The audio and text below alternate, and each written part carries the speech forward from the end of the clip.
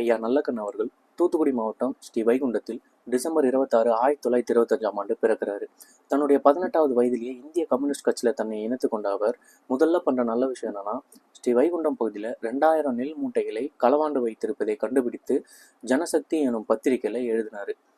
அதை படித்த மாவட்ட ஆட்சியர் உடனடியாக நடவடிக்கை எடுத்து அனைத்து மூட்டைகளையும் பறிமுதல் செஞ்சாங்க. இனிமேல் மக்களுக்காக முழு நேரமும் உழைப்பதென்று முடிவெடுத்து தன்னுடைய அப்பா அம்மாவிடம் கூட சொல்லாமல் வீட்டை விட்டு வெளியேறுகிறார். கம்யூனிஸ்ட் கட்சிக்கு தடை விதிக்கப்பட்ட போது நெல்லை சதி வழக்கில் கைது செய்யப்பட்டு 7 ஆண்டுகள் சிறையில் அடைக்கப்படுறாரு. சிறை தண்டனை முடிந்து வெளியே வரும்போது நாடு சுதந்திரம் அடைந்திருந்தது. அன்று ஆரம்பித்த அரசியல் பயணம் இன்று அவரது இறுதி மூச்சு வரை தொடர்ந்தது.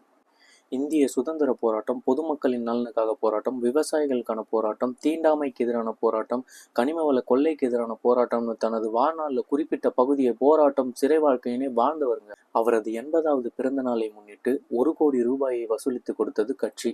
அதை அந்த மேடையிலே வைத்து கட்சிக்கே திருப்பி கொடுத்து விட்டார். அம்பேத்கர் விருது கொடுத்து 1,00,000 ரூபாயை வழங்கினார். அதுலேயும் பாதி கட்சிக்கும் மீதியை விவசாய தொழிலாளர் சங்கத்துக்கும் கொடுத்துட்டாரு. இப்பேற்பட்ட மனிதரை இழந்து வாடும் குடும்பத்தினருக்கும் கம்யூனிஸ்ட் கட்சியின் தோழர்களுக்கும் எனது ஆழ்ந்த இரங்கலை தெரிவித்துக் கொள்கிறேன்.